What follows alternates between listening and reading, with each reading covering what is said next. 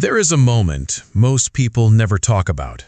Not the moment you realize you owe more than you thought, but the moment you realized you already knew and you spent anyway. I have been thinking about this for a long time because it does not make sense on the surface. The information was there.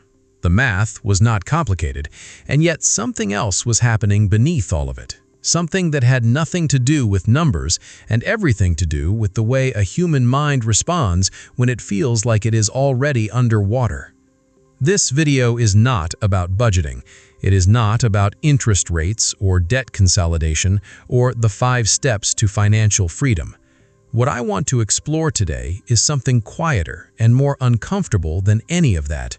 The psychological loop that keeps intelligent, capable people stuck inside a pattern they can see clearly, but somehow cannot break. And if you have ever caught yourself thinking, "I know I shouldn't, but I did it anyway," this might be the most important thing you watch this week. Let me tell you about a man I will call Marcus.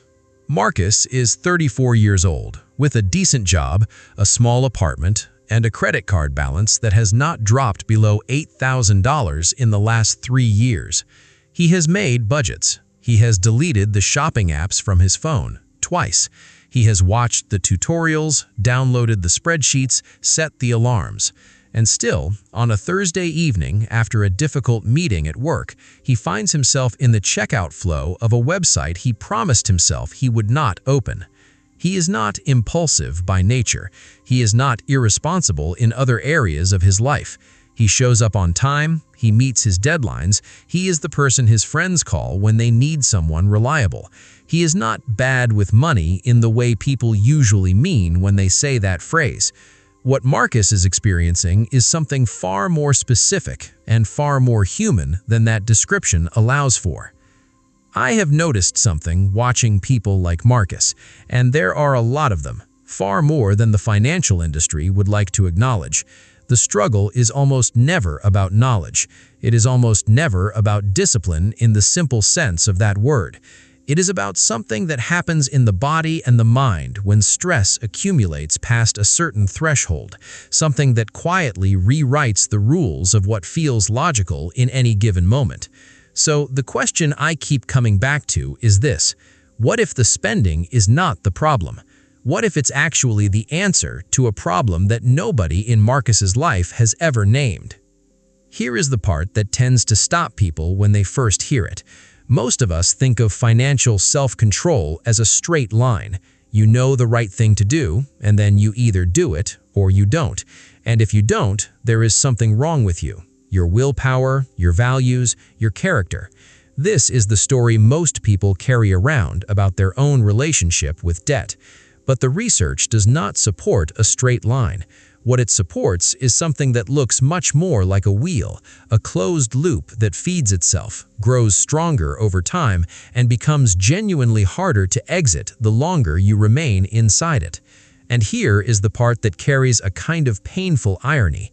The very stress that debt creates is one of the primary reasons people make the financial decisions that deepen their debt. Think about what I just said for a moment, because it is worth sitting with. The debt causes the stress. The stress impairs the decision-making. The impaired decision-making increases the debt, and the increased debt raises the stress again. Not as a metaphor, but as a measurable, documented psychological mechanism that researchers have been tracking for decades. This is the loop Marcus is living inside. And if you have ever felt like you were working incredibly hard to get out of something and somehow ended up more stuck than when you started, you may have been living inside it too. But to understand why this loop exists at all, we have to go somewhere most financial advice is afraid to go. We have to ask what stress actually does to a human brain when it becomes chronic rather than occasional. Imagine your mind as a large house with many rooms. Under normal conditions, the front rooms are fully open and well lit. These are the rooms where you weigh options carefully, think about next month and next year, and connect your choices today to the life you are trying to build. But when the temperature inside that house spikes past a certain point, something happens automatically. The house shifts into a kind of emergency mode that was never designed to be consulted. The front rooms lock, the hallways go dark, and the only space that stays fully operational is the room that is wired for one purpose and one purpose only, making you feel better right now. This is not a flaw in your design. This is one of the oldest survival mechanisms the human nervous system possesses. Under genuine threat, the ability to experience relief immediately is more valuable than any calculation about 6 months from now.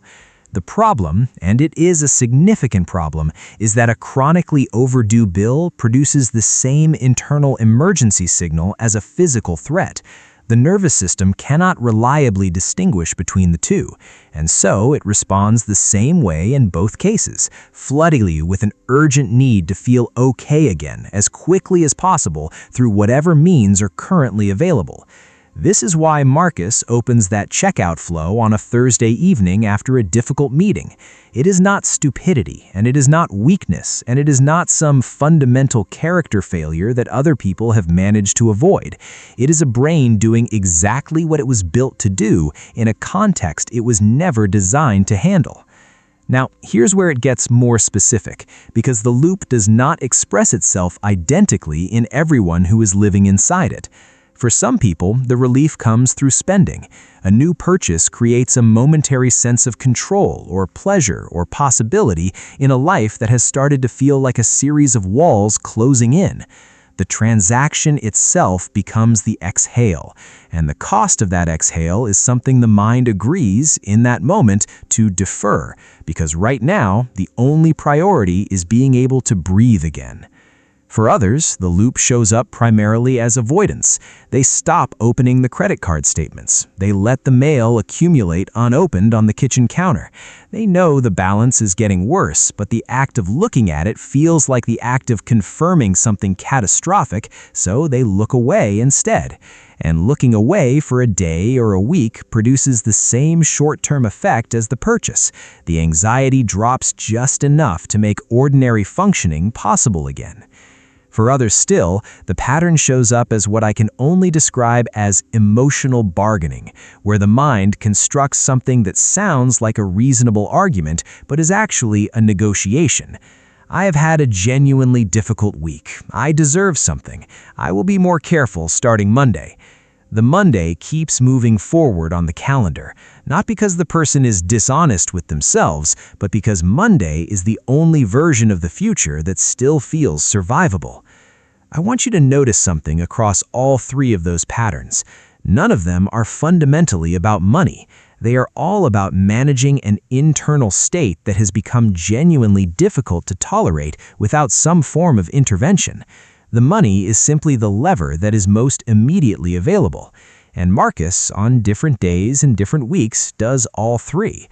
What makes this loop so durable over time, and this is the part I find most fascinating and most unsettling, is that it is self-confirming at every single stage. When the stress peaks and someone makes a financial decision they later regret, that regret does not simply add to the number on the balance. It adds to something much heavier. The shame. And shame, in the context of money especially, carries a particular weight in most Western cultures that other kinds of shame do not. It signals something about who you are as a person, not just what you did on a specific Thursday evening. It implies a kind of fundamental failing that well-adjusted adults are not supposed to have and are certainly not supposed to let anyone see. So the shame gets hidden. And hidden shame is not a passive or neutral state. It is actively consuming in ways that have real cognitive and emotional costs. It takes energy to maintain the performance of someone who has their finances reasonably under control when you know that you do not.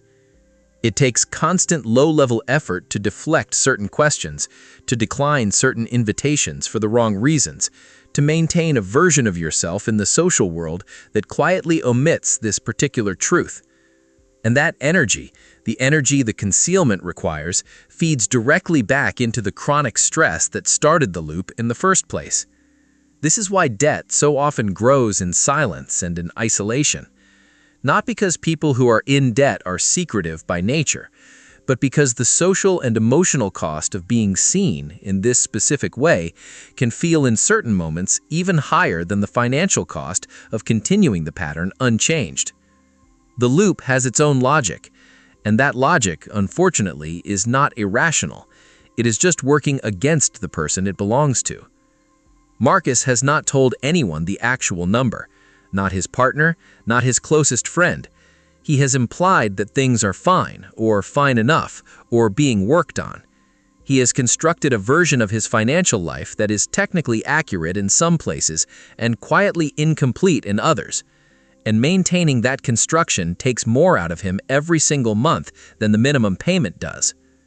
There is something else happening beneath all of this, something that goes deeper than the immediate stress response and the shame that follows it, and I think it is the least discussed piece of this entire picture. For many people who have been inside a debt loop for years rather than months, the debt itself begins to function as part of their identity. Not a part they chose or a part they are proud of, but a part they have begun to organize their behavior around so automatically that they have stopped noticing the organizing. Think of it this way. Imagine carrying a heavy backpack for so long that you gradually forget you are carrying it. You have adjusted your posture to account for it, your pace, your choices about which routes to take and which hills to avoid. You have built an entire set of daily habits that quietly accommodates the weight without ever consciously deciding to do so. And then someone offers to take it from you, and the first thing you feel is not relief. The first thing you feel is a strange and unfamiliar imbalance, because your whole body has learned to walk in a particular way, and that way no longer applies. Some people, when they get genuinely close to paying off a significant portion of their debt, find themselves doing something that looks deeply counterintuitive from the outside. They open a new line of credit, or make an unexpected large purchase, or find a reason that the plan they were following no longer quite fits their situation. Not because they want more debt consciously, but because the version of themselves without it has never been clearly imagined, and an unimagined future carries its own particular kind of threat. This is the territory that spreadsheets cannot reach. This is the reason that more information and more planning tools and more carefully designed budgets rarely solve the problem for people who have been inside the loop for a significant portion of their adult lives. The loop is not sustained by ignorance. It is sustained by something older and more personal and more quietly adaptive than that. So, what actually changes things? I want to be careful here, because I am not going to give you a numbered list. Lists are satisfying in the moment and mostly irrelevant by morning. What I want to offer instead is a different way of looking at the problem, because when the frame changes, the behavior often begins to shift with it, sometimes before the person has consciously decided to change anything at all. The first shift is this. The problem is not spending or avoidance or any of the specific behaviors in the loop. The problem is an unmet need that those behaviors are currently solving. This distinction sounds small, but it is not. When you treat the spending as the enemy, you are in a permanent fight with the symptom. When you get genuinely curious about what the spending is doing for you in the moment it happens, what it is providing that nothing else in your current life is providing, you are standing in the room where the real lever is. For Marcus, it turned out that almost every Thursday evening purchase followed the same kind of day, a day where he had felt invisible at work, where something he contributed had been passed over without acknowledgement, where he left the building feeling like a person of no particular significance in a place where significance was what he had always been quietly searching for. The spending was not random and it was not impulsive. It was a highly specific response to a highly specific emotional wound that kept getting reopened.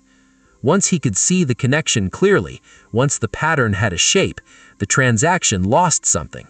Not all of its pull, but enough of it to create a pause that had not existed before. The second shift is about the relationship with financial discomfort itself. One of the things the loop does quietly over a long period of time is reduce a person's capacity to tolerate the anxiety that comes with facing their finances directly.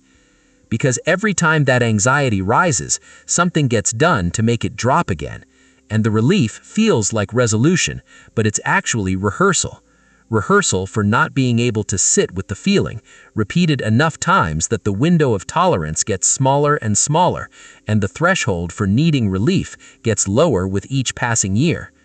Rebuilding that capacity is less about willpower than it is about gradual, deliberate exposure to the feeling in small enough doses that the nervous system can begin to distinguish between a financial emergency and a financial discomfort. The sensation of, I need to do something about this right now, is not always accurate. Sometimes it is the loop speaking in a voice that has learned to sound exactly like reason. The third shift is about the cost of secrecy. Not because anyone owes the world their financial story, but because secrecy is one of the structural elements that keeps the loop intact. When shame has nowhere to go, it stays inside the system and continues to power it. A single honest conversation with a therapist, with someone who has moved through a similar pattern, with a partner who can hold the information without it defining their entire view of you, changes the internal architecture of the problem in ways that are difficult to predict in advance and often more significant than expected. Marcus told his partner, not the full number, not immediately, just that things had been harder than he had been letting on, and for longer than he wanted to admit. The conversation that followed did not solve anything financially, but it dissolved something. The energy that had been going into maintaining the performance became available for something else. The loop did not stop, but it slowed, and a loop that has slowed is a loop you can begin for the first time to actually see yourself stepping outside of. There is a pattern I have noticed among people who eventually find their way out of long-term debt, and it is not what most financial content would lead you to expect. It is rarely the plan that creates the turning point. It is rarely the spreadsheet or the automated transfer or the particular debt repayment strategy they chose. Those things matter and they have their place, but they are not where the movement begins. The movement almost always begins with a moment of recognition, a moment where someone sees, perhaps for the first time with any real clarity, that they are not fundamentally undisciplined. They are not irresponsible in some deep way that other people have somehow managed to avoid. They are not broken. They are a person whose nervous system learned to do something very specific in response to a very specific kind of pressure, and who has been spending enormous amounts of energy punishing themselves for that learning, without ever once being curious about where it came from or what it was originally trying to protect. That moment does not pay down the balance, but it changes something in the person's relationship with themselves around the balance. And a person who is no longer spending their cognitive and emotional resources on self-condemnation has considerably more available for the actual work of moving forward. Think back to Marcus, standing in that checkout flow on a Thursday evening with his phone in his hand and his finger hovering over the confirmation button. I used to think the most useful question to ask about that moment was, why can't he stop? But I have come to believe the more honest and more useful question is, what is he trying to do? And the answer, almost always, is something deeply ordinary. He is trying to feel okay. He is trying to recover some sense of agency in a day that systematically removed it. He is trying to use the tool that his mind and body have learned, over years of repetition, is the most reliably available route back to a basic equilibrium. That is not a failure. That is a human being working with what he has been given and what he has learned. The question worth sitting with is whether different tools are possible. And the answer, for nearly everyone who is seriously engaged with this question, is yes, but not through willpower, and not through shame, and not through a more sophisticated spreadsheet. Through understanding first, through recognizing the loop, giving it a name, and beginning, slowly, imperfectly, on hard weeks and ordinary Thursday evenings, to want something more lasting than the temporary relief of staying inside it. That is where it starts, not with the number going down, but with the story about the number beginning, quietly, to change. I want to leave you with something to carry for a few days, not to answer immediately, but to sit with honestly. When you feel the pull toward a financial decision you already suspect you will regret, what is actually underneath it? Not what triggered it on the surface, not what it costs, but what it is giving you in that specific moment that nothing else currently available to you seems to provide. If you have ever lived inside a loop like this one, I would genuinely like to know what it feels like from the inside, what people who have never experienced it consistently get wrong, what has helped and what has not, what the moment of recognition looked like when it finally came. Leave that in the comments, because I read all of them, and because that kind of honest account is exactly what makes conversations like this one worth having. And if the question of where our financial patterns originally came from, the beliefs about money that were quietly installed in childhood, the stories we inherited from the families we grew up in, long before anyone asked whether we agreed with them, if that thread feels unfinished to you right now, I think it should. That is exactly where I want to go in the next video, because understanding the loop is one kind of knowledge. Understanding why your particular version of it has the exact shape it does, that is something more personal, and I suspect it might be the most useful place we could go from here.